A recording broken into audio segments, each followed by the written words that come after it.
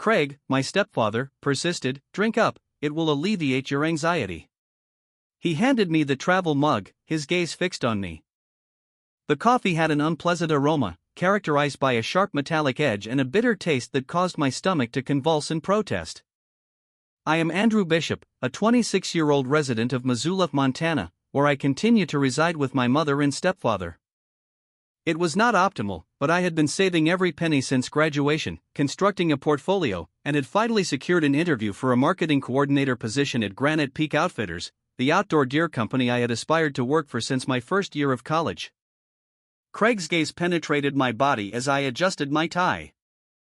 I attempted to maintain a casual demeanor, but I could not conceal my discomfort. Thank you, I will take it with me.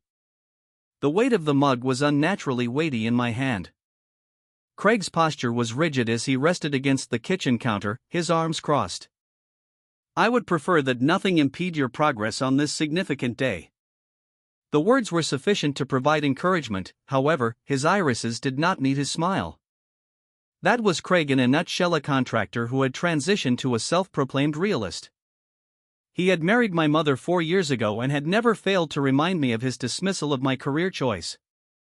4 years of studying advertising solely to create brochures? He would scoff. In my youth, we utilized our hands rather than hashtags. I nodded, retrieved my portfolio, and proceeded to the exit. Craig and I were the only ones remaining in the home, as Mom had already departed for her nursing shift. Additionally, that coffee vessel that was unpleasantly scented. I removed the lid and emptied the coffee into the receptacle at the gas station located 2 blocks away. The liquid was darker than it should have been, and an oily coating seemed to be floating on top. While reattaching the lid, my hands experienced a minor tremor. This was not the first instance in which I experienced the crawling sensation in my stomach while Craig was present. 2 weeks prior, I discovered an unmarked bottle in his vehicle while searching for jumper cables. While the label had disintegrated, I recognized the shape as that of sleep aids. Of a robust nature. I would return it to its original spot without uttering a word. I looked at my watch as I waited at a red light. There is still ample opportunity to procure authentic coffee prior to the interview. I was unable to provide any evidence regarding Craig's actions, however, my intuition was clear. Additionally, it informed me this morning that Craig did not wish for me to secure this position. He did not wish for me to achieve success, relocate, and monopolize Mom's attention. Craig's perception of me as a rival for my mother's affection and attention was a long-standing suspicion of mine. Until now, I had not fully comprehended the extent to which he would go to maintain my obedience. This level of suspicion was not always present in me, however, something had changed within me. And I was uncertain as to whether it was Craig himself or the coffee, but something was profoundly, terrifyingly amiss. During my childhood, my mother and I resided in a small 2-bedroom condominium on the eastern side of the city. Following my father's departure at the age of 3, she would work double shifts at a St. Patrick Hospital to ensure that there was consistently food on the table. I have only a vague recollection of him, a ghost of a man who departed before I could comprehend the significance of losing someone, with only a voice and the faint scent of pine aftershave. Craig was introduced to Mom at the hospital where she was employed. She had been discussing this nice contractor who had invited her out for coffee when she returned home one day, after he had been conducting renovation work on the East Wing. I was delighted for her. A mere 22 years was sufficient for any individual to make a sacrifice. The initial year was fruitful. Craig assisted me in relocating to my college dormitory, took my mother on genuine dates, and repaired various items in our apartment. I observed them, and for a brief period, I entertained the possibility that I was not the sole individual in need of assistance. It is commendable to observe a young man pursuing an education, he had stated. However, he later added, it is not a sin to learn a trade if this does not prove to be a viable option. The cracks in his facade began to emerge when I returned home following my graduation. Missoula's economy was not particularly robust, and it was challenging to secure entry-level marketing positions. The duration of my intended 3-month visit was extended to 14 months. Craig's remarks became increasingly acute as the weeks progressed. He would inquire about the compensation when I secured a freelance position, and he would snicker when I responded. When I remained up late working on my portfolio, he would pass by, murmuring, "Playing with your little pictures again." Mom observed the tension but attempted to diffuse it. She would say, her voice gentle, "He simply desires your security." His father was extremely strict with him regarding his employment prospects. However, the peculiar events began to transpire shortly thereafter. Prior to significant appointments, my alarm failed to activate. My laptop's portfolio files would inexplicably relocate. During video interviews, the Wi-Fi would malfunction. It was not paranoia, it was too consistent to be a coincidence. Craig would shake his head and say, "Technology, huh? Unreliable." I eventually received a call from Granite Peak Outfitters last month. They had viewed the redesigned mock-up of their summer catalog that I had posted online. They desired that I participate in an interview for the marketing coordinator position. I was tightly embraced by my mother after I disclosed the information. She whispered, "I always knew you'd find your way," as if my success had been a given. Craig was rinsing dishes with his back to us. He merely stated, "Do not count your chickens." I overheard their argument through the wall that evening. I am unable to fall asleep as I lie in bed, gazing at the ceiling. I could discern the exasperation in Mom's voice, despite the fact that it was muffled. "Why are you unable to express your joy for him?" she demanded. Craig's response was unambiguous, despite its lower level. "This is not a genuine career opportunity." He must confront the facts. The realization that Craig would never regard me as anything more than a disappointment weighed heavily on me as I lie there, my stomach heavy. And to make matters worse, he may be actively attempting to maintain my current state. I was awake before sunrise on the morning of my interview. The previous evening, I had ensured that my portfolio was flawless, polished my shoes, and pressed my sole suit. As I stood in front of the mirror, adjusting my tie, I came to the realization that, despite the extent of my preparation, there was a sinister force at work in the recesses of my life. Something that I was unable to identify, something that was opposed to my success. However, I was aware that this was my opportunity. No longer could I tolerate Craig's shadow's influence. However, I was unable to shake the sensation that he was still observing, waiting for me to fail, as I walked out the door. This was not a mere occasion. Granite Peak manufactured the camping equipment that had been a part of my childhood and had initially ignited my interest in marketing. They were the brand that evoked a sense of home in the outdoors. Presently, they desired my assistance. Craig, who was already dressed in his professional attire, was brewing coffee when I entered the kitchen at 6:30. He stated, "It is a significant day," without attempting to raise his head from the counter. "I assumed you could benefit from some fuel." His tone caused the hairs on the back of my neck to stand on end. Craig never prepared coffee for me. Never. I observed as he poured the dark liquid into my travel mug, which I had purchased with my first freelance check. "That's thoughtful," I said. He added, "Special blend," and then turned to present it to me. "It should alleviate the nerves." For a brief period, our gaze was fixed. Something was present, something that I had not previously observed. A fleeting moment of contentment, perhaps even triumph. His eyes briefly shifted to the mug before returning to my face, where he remained in a state of anticipation. I pretended to blow on the mug by bringing it near to my lips. I was immediately overwhelmed by the aroma. Bitter substance. I had observed the same metallic accent on his breath on occasion when he had overslept. The same fragrance as the unmarked pills I had discovered in his vehicle. In an instant, all of the information was recollected. Alarms that were overlooked. The files that were inexplicably relocated. I contracted an abrupt stomach virus shortly before a promising phone interview. In that instance, everything became clear. This was not merely passive disapproval. Craig was deliberately undermining my efforts.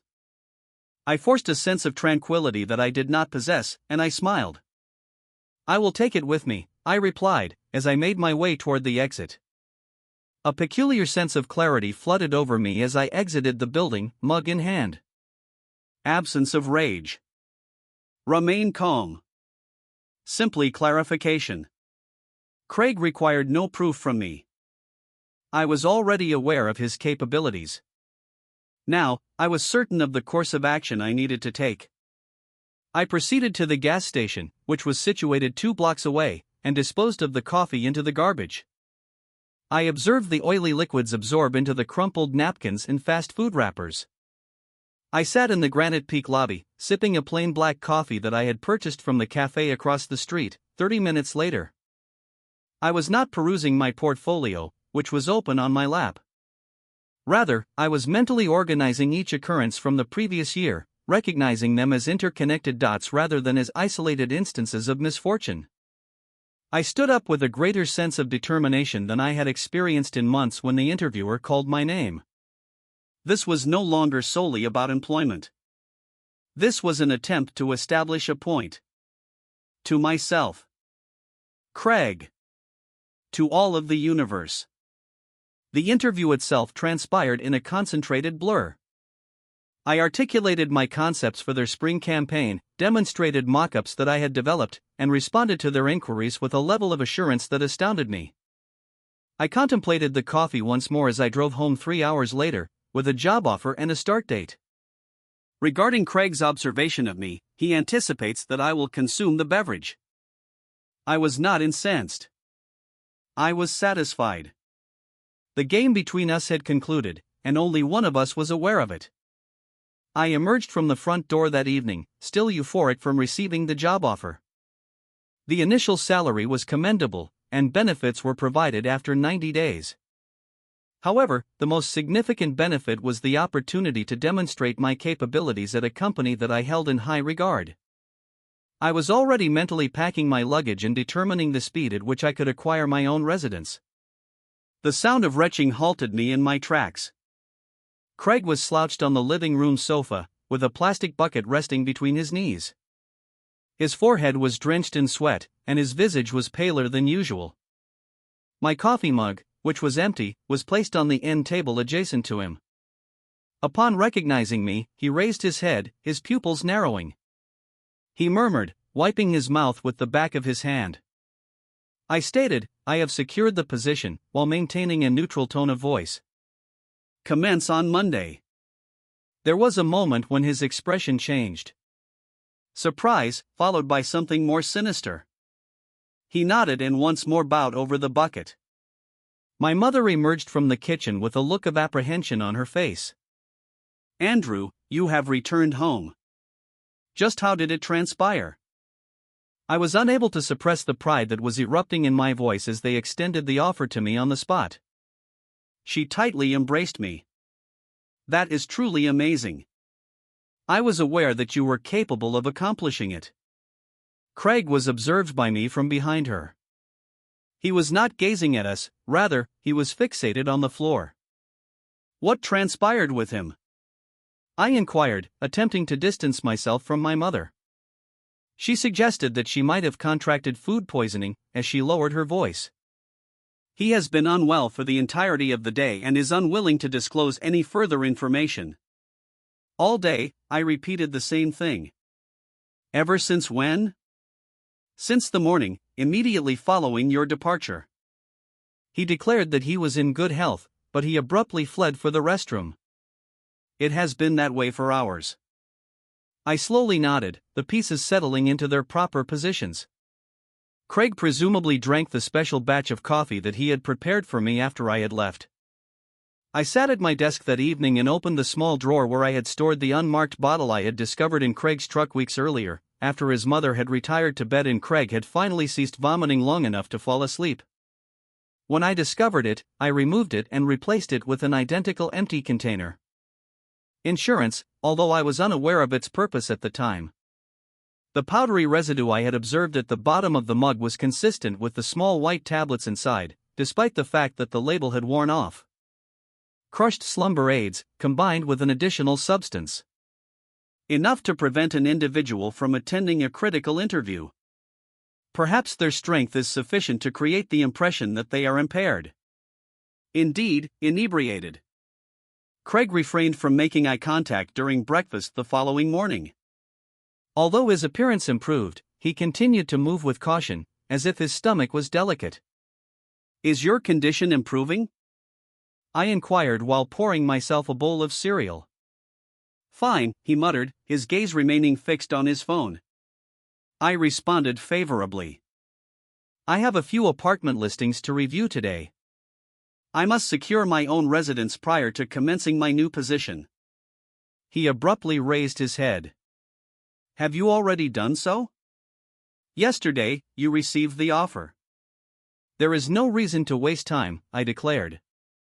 "I have amassed sufficient funds to cover the initial month's rent and the deposit. I anticipate that it will be removed from your tresses by the upcoming weekend." He said, with meticulous control of his voice, "Your mother will miss your presence." "I will only be crosstown," I replied. "Sunday gatherings are feasible." Craig's mandible contracted. "You are aware that entry-level positions are hazardous. Companies recruit youthful individuals, subject them to an exhaustive workload, and then terminate their employment prior to the commencement of benefits. It may be more prudent to remain in this location and accumulate a larger buffer." And there it was. The snare. He had spent months undermining me, and he had even attempted to poison me. Now, he desired for me to remain under his roof, where he could exert control over me. "I appreciate your concern, however, I believe it is now appropriate to conclude.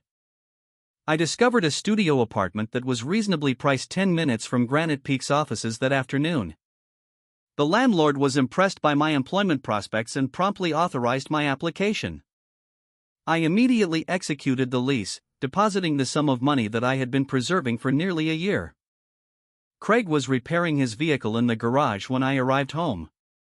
I entered the room, placed a folded note inside his open toolbox, and departed without speaking. The note stated, "Whatever you intended to deface was unsuccessful." 3 days later, I was in the process of packing boxes in my room when my mother rapped on the doorframe.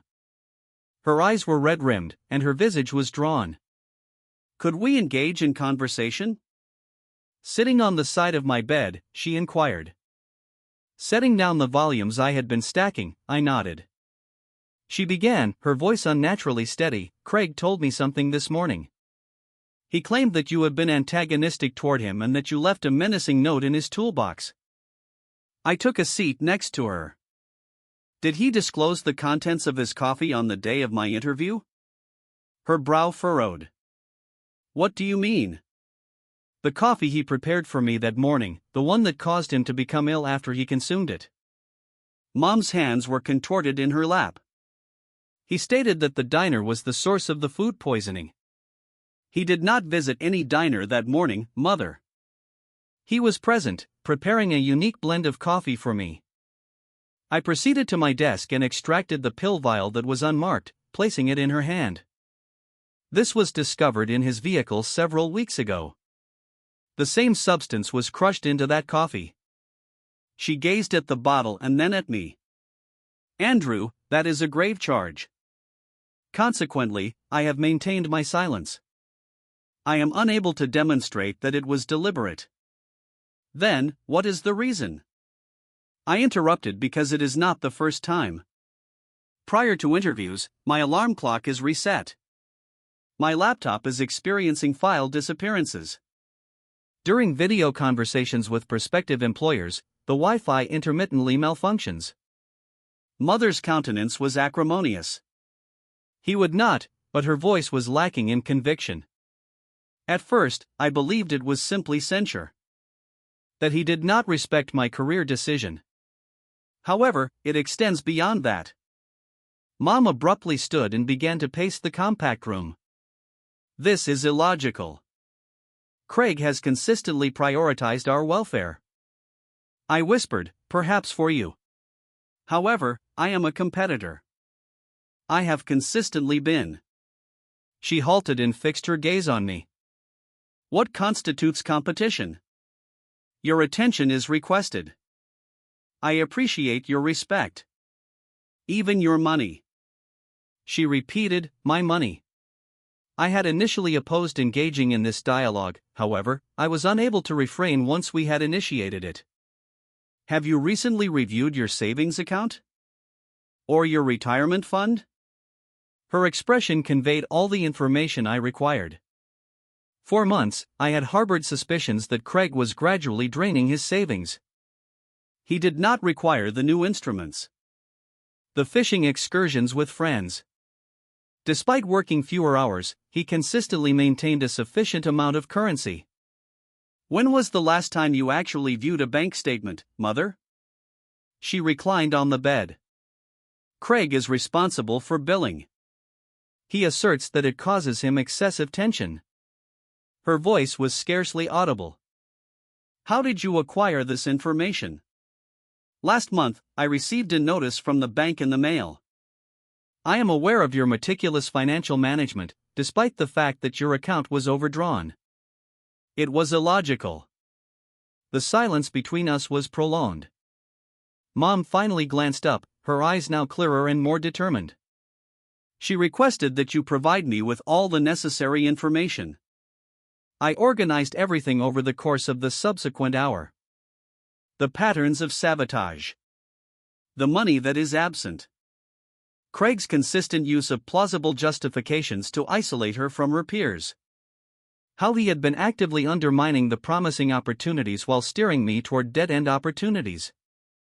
She whispered, I believed he was protective. I believed that he was concerned about us. I responded that he is concerned with control. Since my return to my hometown, he has been gradually losing his composure. Mom stood up once more, her shoulders erecting. I must make a few phone calls.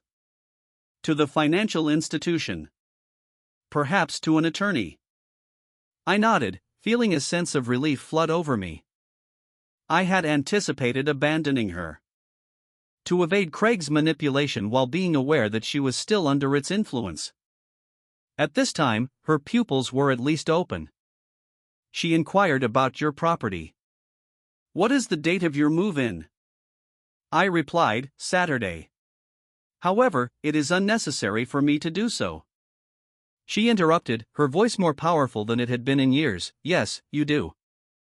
Andrew, you must commence your existence. I will be responsible for my portion. I came to the realization that there had been a significant change in our relationship as she exited my room. I had been the one who required protection for an extended period of time. We were now on equal footing, united in our opposition to a shared menace. The subsequent days were characterized by an unusual, tense silence. Craig appeared to detect a change, but he was unable to identify the specifics. He meticulously observed my mother and me, substituting his customary commentary with a cautious observation. I continued to prepare and make preparations for the relocation. Craig was unable to overhear his mom engaged in lengthy, private conversations on the phone, frequently retreating to the backyard. She traveled alone to the bank on 2 separate occasions, returning with a resolute expression on her face. Mom discovered me in the kitchen preparing a sandwich on Thursday evening, 2 days prior to my departure. She murmured, I have created a new account, as she glanced toward the living room, where Craig was watching television. Transferred the remaining portion of my savings. It did not amount to much. What is the quantity that is absent? I inquired. She stated, her voice trembling, that she had spent nearly $20,000 over the past 3 years. Small withdrawals that fall just below the notification threshold. He forgeried my signature on certain forms. I experienced nausea. That was her retirement fund. Her protection. She continued, the bank is conducting an inquiry. I have suspended all of the accounts to which he had access. What is the status of the mortgage payment? What are the utilities? She stated that the matter had been resolved from my new account. Her speedy response impressed me, and I nodded in agreement. What is your strategy? She informed me that I will be meeting with the council on Monday. Subsequent to your departure, subsequent to your safety. I was taken aback by the protective tone in her voice. I am able to remain, Mother. assist you in navigating this. She vigorously shook her head. Quantity. It is imperative that you commence your employment and existence. I have allowed him to impede us both for an excessive amount of time. Craig ultimately confronted me the following evening, which was my final night in the house.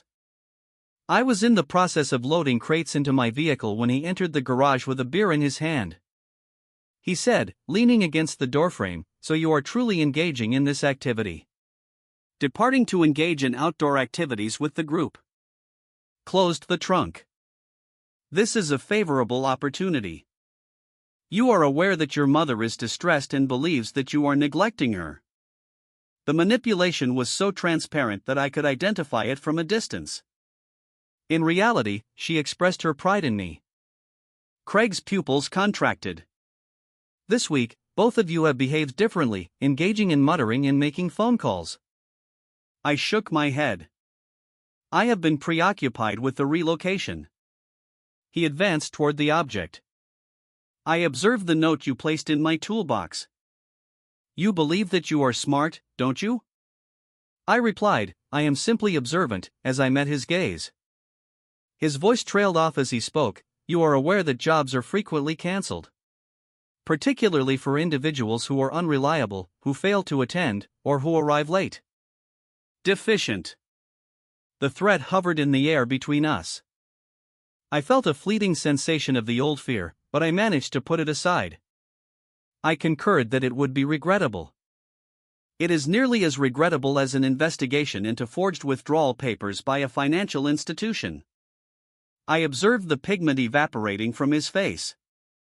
Or a physician who is uncertain about the specific type of stomach virus that is associated with the symptoms of pharmaceutical sleep aids that have been mixed with alcohol. Craig's demeanor became more inflexible. You are unaware of the subject matter. Perhaps not, I replied, but my mother's attorney may. My heart was beating as I walked past him into the house, but my steps were steady. I had shared an excessive amount of information and demonstrated my intentions, but it was nonetheless appropriate. Craig needed to be aware that his actions had repercussions and that others were currently monitoring him. I overheard them argue in their chamber that evening, their voices fluctuating in pitch. I did not make an effort to listen. The subsequent events between them were entirely their fight, not mine. I completed the filling of my vehicle early in the morning. I was embraced by my mother as she exited the driveway, and she pressed a small envelope into my hand. She described it as a welcoming gift. Refrain from opening it until you arrive. Craig observed the event from the window but refrained from exiting. He remained seated, his eyes fixed, and pretended that nothing had transpired. I experienced a sense of lightness that I had not experienced in years as I departed. I was not departing home because I was, but rather because for the first time in a long time, it felt as though my mother and I were both striving for something better rather than merely surviving our current circumstances. I was establishing a routine at Granite Peak 3 weeks into my new position. Although my studio apartment was modest, it was mine. My concepts were valued by the marketing team. For the first time in years, I experienced the sensation of constructing something. Every few days, my mother and I conversed. The Monday following my departure, she filed for divorce and met with her attorney. Craig had been unable to cope with the situation, as he alternated between expressing his anger and making desperate promises to change. She informed me during a phone call that he consistently maintains that the entire situation was a misunderstanding. He asserts that he was obtaining the money with the intention of repaying it. Nothing was said by me. We were both aware of the situation. I was on my way home from work on a brisk Thursday evening when my phone rang. It was my mother, and her voice was more composed than I had heard in years. It has been completed, she said. The authorities have just departed. I tightened my grasp on the steering wheel. What transpired? The bank investigation was successful. 11 withdrawal papers were forged. Additionally, they discovered prescription medications in the residence that were not prescribed to either of us. I halted, allowing the information to fully penetrate my mind. She stated that Craig has disappeared. He was apprehended an hour ago. I am currently at Aunt June's residence and will be staying with her for an extended period. I sat in my vehicle and observed the mountains turn a shade of gold and purple as the sun set after we had finished speaking. Coffee was on my mind that morning. The extent to which I would have been tempted to consume it. How simply events could have unfolded differently. Satisfaction was not precisely what I experienced. It was a subdued sense of relief that a chapter had been closed. A text message was received from Mom's phone that evening. A photograph of her and Aunt June, both of whom were smiling, sitting on the veranda of the old farmhouse where her mother had grown up. The message stated, "Beginning anew. Thank you for demonstrating how." I placed my phone down and examined the confines of my modest apartment. Although it was insignificant, it was sincere. Uncontaminated. My own. At times, the most effective form of retribution is to refrain from fighting back. Walking away and constructing an improved product is the straightforward solution. 6 months later, I was in the conference room at Granite Peak, where I delivered my winter collection campaign. As I explained the concept to the executives, they nodded in agreement. True narratives from actual consumers. Emphasizing instances in which the equipment had significantly impacted their outdoor adventures. Andrew, the marketing director, expressed his satisfaction with my conclusion, stating that it is in perfect alignment with our fundamental principles. We would prefer that you assume the project's leadership. My phone vibrated as I organized my belongings. A photograph affixed to a message from my mother. She was holding a set of keys in front of a small brick structure. Today, execute the lease. Next month, a coffee establishment will officially open. After the divorce settlement and the recovery of the majority of her savings, she resolved to pursue the dream she had put on pause for 2 decades, the establishment of a small cafe. She had relocated to Bozeman, which was sufficiently distant to permit her to establish a new life. I responded to your congratulations with a smile, reflecting on the significant transformation that had occurred. Craig had entered into a plea agreement, which included probation and restitution payments for the financial offenses. When I last heard from him, he had relocated to Wyoming, where he was employed in construction and maintained a low profile.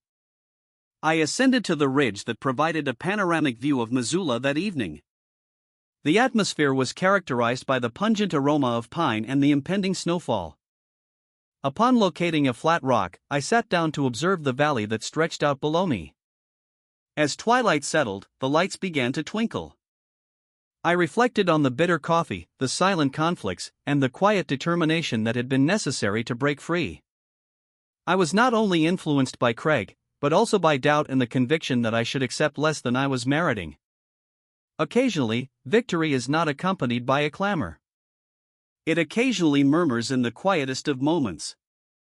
A mother reclaiming her life, a son discovering his purpose, and a burden lifted from both of their shoulders. I removed the ancient travel mug, which I had stored as a reminder from that morning. I placed it on the ridge among the stones and walked back down the mountain, feeling lighter with each step, after turning it over one final time.